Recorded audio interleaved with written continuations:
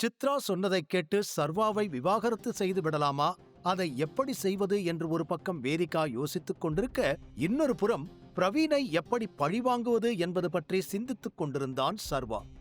நடந்ததை வைத்து பார்க்கும் பொழுது பிரவீனுக்கு பெரிய பெரிய ஆட்களோடு சகவாசம் இருப்பது நன்றாகவே தெரிந்தது.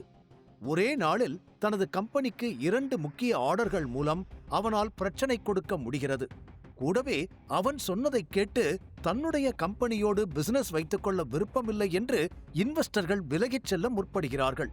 அப்படியெனில் பிரவீனுக்கு எவ்வளவு ஆளுமை இருக்கிறது என்பது தெளிவாகவே புரிய சர்வா யோசனையில் மூழ்கியிருக்க மாலை நேரம் வந்தது. ஆபீஸிலிருந்து கிளம்பிய சர்வா நேராக விக்ரமனின் ரெஸ்டாரண்ட்டுக்கு சென்றான். இன்றுதான் ஆகாஷின் கம்பெனியை வாங்குவதற்கு அவன் ஏற்பாடுகளை செய்யச் சொல்லி இருந்தான். அதை பற்றி சிந்தித்துக் கொண்டு விக்ரமன் ரெஸ்டாரண்டில் அமர்ந்திருக்க, ஹேய், நீ இங்க என்ன பண்ற என்று பின்னாலிருந்து குரல் கேட்டது. குரலிலேயே யார் என்று தெரிந்து கொண்ட சர்வாவின் முகம் மாறிட மெதுவாக திரும்பி பார்க்க அவன் நினைத்தது போலவே வைஷ்ணவிதான் நின்றிருந்தாள். சர்வா அவளை பார்க்க அவள் முகத்திலோ நக்கல். இவ என்ன பண்றா இங்க, அதுவும் தனியா என்று யோசித்து முடிப்பதற்குள் அவனிடம் வந்தவள், நீ இங்க என்ன பண்ற, இந்த ஹோட்டலுக்கு வர அளவுக்கு உன்கிட்ட பணம் இருக்கா என்று கேட்டு முடித்துவிட்டு, ஓ சாரி, நீதான் இப்போ வேலைக்கு போற இல்ல, இட்ஸ் ஓகே, நீ இங்க வரலாம் என்று அவளே அதற்கு பதிலும் சொல்ல சர்வா அவளை கண்டுகொள்ளவே இல்லை. அமைதியாகத்தான் இருந்தான். அப்போது, பேபி என்னாச்சு, ஏதாவது பிரச்சனையா என்று அடுத்து ஆகாஷின் குரல் கேட்க, ஒண்ணு இல்ல பேபி, ஒரு பழைய ஃப்ரெண்ட மீட் பண்ண, அதான் பேசிக்கிட்டு இருக்கேன் என்று அவள் சொன்னதை காமெடி என நினைத்து அவளே சிரிக்க ஆகாஷை நேருக்கு நேர் பார்த்தான் சர்வா. யார் அந்த பழைய ஃப்ரெண்ட் என்று எட்டி பார்த்த ஆகாஷ் சத்தமாகவே சிரித்துவிட்டு சர்வாவை திமிராக பார்த்தான். அவனை பொறுத்தவரை சர்வாவிடமிருந்து வைஷ்ணவியை பிரித்து தனக்கு சொந்தமாக்கிக் கொண்டதை மிகப்பெரிய சாதனை என்று நினைத்துக் கொண்டிருக்கிறான். ஆனால் சர்வாவும் அவனைக் கண்டு சிறிதும் அலட்டிக் கொள்ளாமல், ஹாய் ஆகாஷ் என்று சொன்னான். ஆகாஷ் பதிலுக்கு ஹாய் கூட சொல்லவில்லை.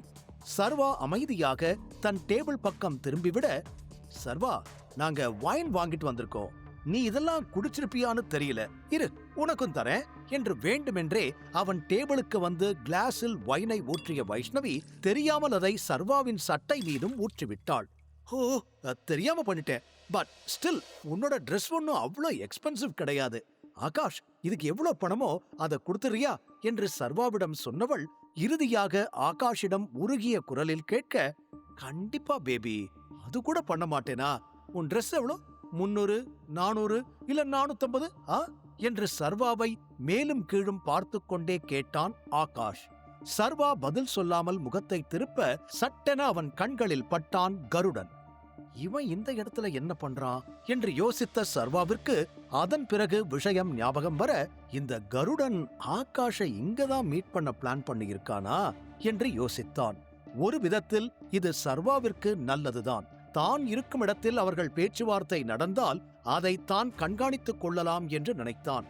ஆனால் அவனுக்குள் இருந்த ஒரே பயம், எங்கே கருடன் தன்னுடைய உண்மையான அடையாளத்தை பற்றி ஆகாஷிடம் கூறிவிடுவானோ என்பதுதான். நான் இங்க இருந்தா கண்டிப்பா சந்தேகம் வரும் என்று தனக்குத்தானே சொல்லிக் கொண்டவன் சட்டென அந்த இடத்திலிருந்து கிளம்ப முடிவு எடுத்தான். இப்போது வரை கருடன் அவனை பார்த்திருக்கவில்லை. சர்வா கிளம்பிவிடலாம் என்று நினைக்க வைஷ்ணவி வேறு குறுக்கே நின்றாள். அவளை விலக்கிவிட்டு சென்றால் அதற்குள் கருடன் அவளை பார்த்துவிட வாய்ப்பு இருக்கிறது என்று புரிந்து கொண்ட சர்வா உடனே வைஷ்ணவி பக்கம் திரும்பி, எதுக்கு இப்படி பண்ண, இது தப்பு, இப்படியெல்லாம் பண்ணக்கூடாதுல்ல என்று குறைந்த குரலில் தனது சட்டையை சுட்டிக்காட்டிச் சொன்னான். அவன் பேச்சை கேட்ட வைஷ்ணவி முகத்தில் குரூர புன்னகை. எத்தனையோ நாட்கள் அவளோடு பழகி இருந்தாலும் இப்படி ஒரு சிரிப்பை அவளிடம் சர்வா பார்த்ததே இல்லை. உன்ன மாதிரி ஒரு யூஸ்லெஸ் ஃபெலோ, சரி இப்ப அதை பத்தியெல்லாம் பேசக்கூடாது என்று நக்கல் கலந்த குரலில் அவள் சொல்லி முடிக்க ஆகாஷின் போன் ரிங் ஆனது. போனை பார்த்து கொண்டே சுற்றி பார்த்தவன் கருடனை பார்த்தான். இன்னொரு புறம் சர்வா கருடன் தன் முகத்தை பார்க்காதவாறு திரும்பி நின்றவன் பார்வையை அங்கும் இங்கும் சுழலவிட்டான். வைஷ்ணவியிடம் வந்த ஆகாஷ், இவனை விடு, நாம இப்ப கிளம்பலாம் வா என்று அவள் கையை பிடித்து அழைத்துக் கொண்டு அங்கிருந்து நகர்ந்து விட்டான். உடனே அவளும், போலாம் டார்லிங் என்று அவன் கையை பிடித்துக் கொண்டவள் சர்வாவை ஏளனமாக பார்த்துவிட்டு அங்கிருந்து நகர்ந்தாள். இருவரும் நேராக கருடனிடம் வந்து நின்றனர். ஹாய், நான் உங்களுக்கு VIP ரூம் புக் பண்ணியிருக்கேன், நீங்க அங்க போங்க, நான் வந்துடுறேன் என்று கூறி அனுப்பி வைத்தவன் வைஷ்ணவியோடு வெளியில் வந்தான். சர்வா எப்படியோ கருடன் கண்ணில் படாமல் வெளியே வந்து நின்று கொண்டிருக்க அவனுக்கு ஏதோ ஒரு அன்னோன் நம்பரிலிருந்து போன் கால் வந்தது. போனை காதில் வைத்துக்கொண்டு திரும்பிய சர்வா கண்களில் ஒரு ஓரமாக வைஷ்ணவியுடன் நெருக்கமாக நின்று கொண்டிருக்கும் ஆகாஷ் விழ சில நொடிகள் அவர்களையே பார்த்தான் சர்வா. வைஷ்ணவியை காரில் அமர வைத்தவன் அவள் கன்னத்தில் முத்தமிட்டு அவளை அங்கிருந்து அனுப்பி வைத்தான். இப்போது வைஷ்ணவியை பிடிக்கவில்லை, அவள் மீது காதல் இல்லை என்றாலும் ஒரு காலத்தில் அவளை உருகி உருகி காதலித்து உலகமே அவள்தான் என்று வாழ்ந்தானே, அப்படிப்பட்ட காதலியை ஆகாஷுடன் நெருக்கமாக பார்க்கும் பொழுது சர்வாவிற்குள் ஏதோ ஒன்று உடைந்தது. மனம் அவனையும் மீறி வலிக்கத்தான் செய்தது. ஆனால் முகத்தில் எதையும் காட்டிக்கொள்ளாமல் அப்படியே நின்றான். அவள் கார் மறைந்ததும் ஓரமாக நின்று கொண்டிருந்த சர்வாவை திமிருடன் பார்த்து கொண்டே வந்த ஆகாஷ், உனக்கு ஒரு விஷயம் தெரியுமா, உன்னை இங்க பார்த்ததும் நான் ரொம்ப ஷாக் ஆயிட்டேன். உன்ன மாதிரி ஒரு லோ கிளாஸ் இவ்ளோ பெரிய ஹோட்டலுக்கு எப்படி வந்திருப்பான், என்னால யோசிச்சு கூட பார்க்க முடியல. அப்புறம்தான் எனக்கு ஒரு விஷயம் ஞாபகம் வந்துச்சு. உன்னோட அப்பா தான் விக்ரமன் சார் கிட்ட டிரைவரா வேலை பார்த்தாரு இல்ல, அத காரணமா வச்சுதான் இந்த மாதிரி பெரிய இடத்துல எல்லாம் சுத்திக்கிட்டு இருக்க என்று வேண்டுமென்றே வம்பு வளர்க்க லேசான சிரிப்போடு அவனை பார்த்த சர்வா, நான் எங்க வேணாலும் போவேன் ஆகாஷ், உன்கிட்ட பெர்மிஷன் வாங்க வேண்டிய அவசியம் எனக்கு இல்ல. நீ ஏற்கனவே நிறைய பேசிட்ட, இதுக்கு மேல பேசுனா உனக்கு நல்லது இல்ல.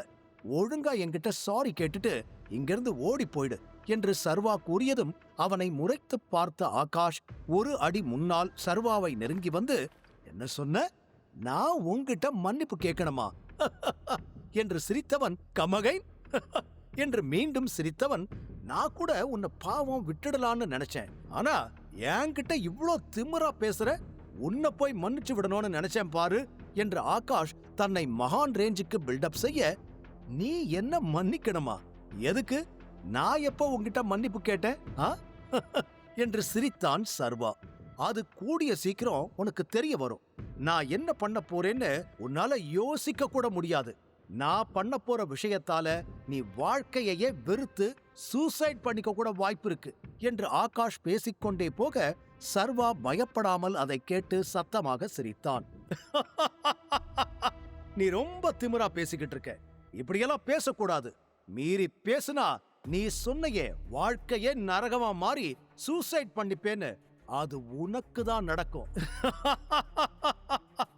என்று சர்வா சிரித்துக் கொண்டே இருக்க கோபமடைந்த ஆகாஷ், என்னடா சொன்ன, மறுபடியும் சொல்லு என்று சர்வாவின் சட்டையை பிடித்தவன், நீ பேசுறதெல்லாம் பார்த்தா என்னவோ நீ என்னை விட பெரிய ஆள் மாதிரியும் நான் உனக்கு கீழே இருக்கிற மாதிரியே திமிரா பேசுற.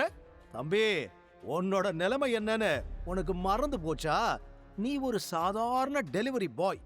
இப்ப ஏதோ உன் பொண்டாட்டி தயவால கொஞ்சம் கௌரவமா வேலைக்கு போய்கிட்டு இருக்க. அதுக்காக என்னையே எதிர்க்கிற அளவுக்கு நீ பெரிய ஆள் ஆகிட்டேன்னு நீ கனவு கண்டுகிட்டு இருக்கியா? ஒரு நாளும் உன்னால என்ன தொடக்கூட முடியாது என்று திமிராக சொன்னான் ஆகாஷ். அதற்கும் சிரித்த சர்வா அசராமல் அவனை பார்த்து, உன்னை கவனமா இருன்னு சொன்னேன், ஏன் தெரியுமா, நாளைக்கு காலையில நீ போலீஸ் ஸ்டேஷனுக்கு போற என்று கூறியதும், என்ன மிரட்டுறியா, நீ மிரட்டுனா நான் பயந்துருவேனா, நீ இருந்தாதானடா அதெல்லாம் பண்ணுவ, உன்னை விடவே மாட்டேன் என்று கத்தினான் ஆகாஷ். கோபத்தில் கொதித்துக் கொண்டிருந்தான் ஆகாஷ். அதில் இன்னும் பெட்ரோலை ஊற்றுவது போல் சிரித்த சர்வா, உன்னால என்ன எதுவும் பண்ண முடியாது, ஆல்சோ நான் பண்ண போறத உன்னால தடுக்கவும் முடியாது. கொஞ்சம் உன் மேல இறக்கம் இருந்துச்சு, ஆனா இப்ப அதையும் நீயே கெடுத்துக்கிட்ட.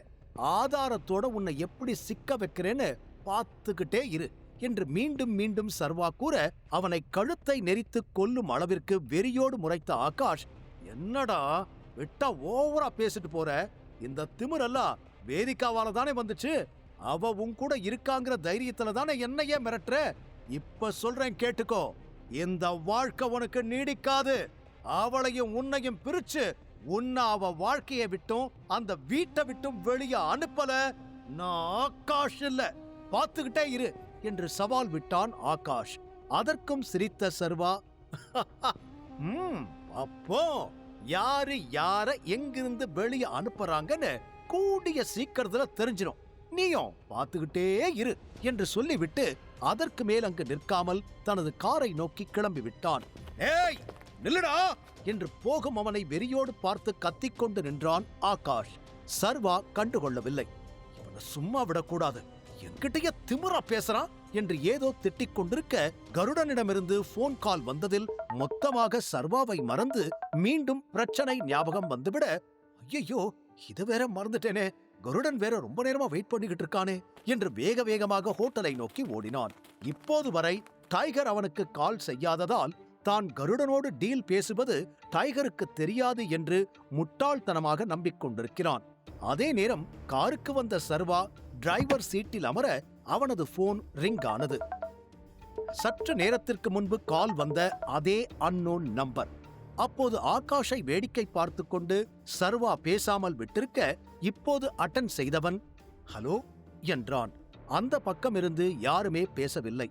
பலமான மூச்சு சத்தம் மட்டும்தான் கேட்டது.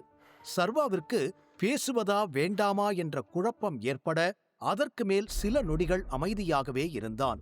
பிறகு ஹலோ சார், என் பேரு லட்சுமணன், உங்க நம்பர் கொடுத்திருந்தீங்களே ஞாபகம் இருக்கா என்று அந்த பக்கமிருந்து மெல்லிய குரல் கேட்டது.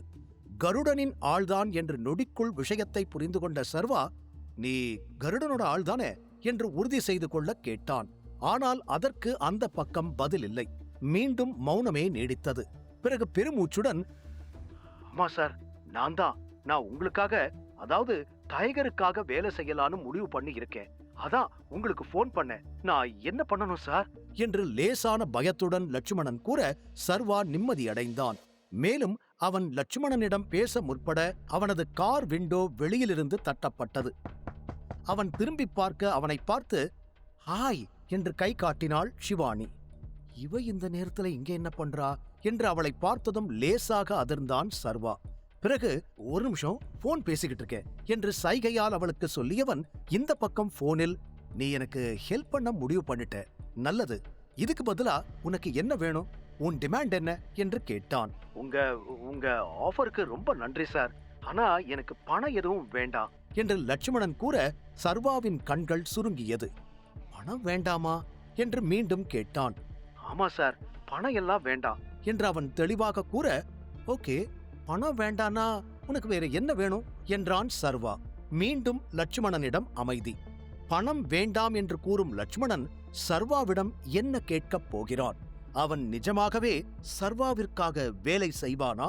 ஷிவானி திடீரென எதற்காக வந்திருக்கிறாள்? தெரிந்து கொள்ள தொடர்ந்து கேளுங்கள். Tiger returns only on Pocket FM.